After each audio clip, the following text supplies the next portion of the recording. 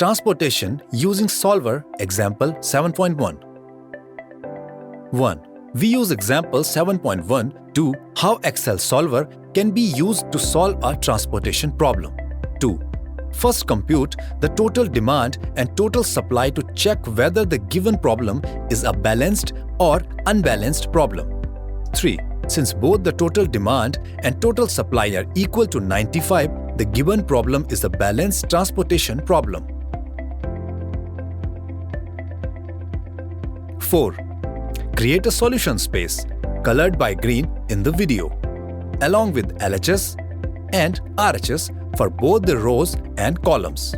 These will represent the supply and the demand constraints. LHS row is a formula cell consisting of the sum of each row, and the same applies to the LHS column. 6. The RHS row is the available supply to each supply point, while the RHS column is the required demand to each demand point.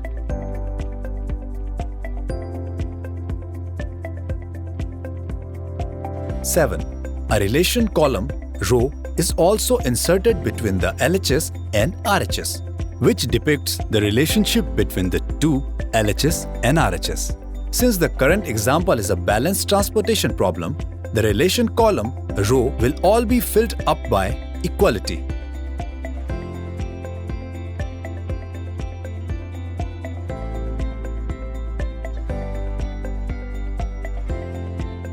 Eight.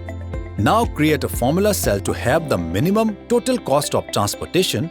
This is given by the sum product of the given cost matrix and the solution space.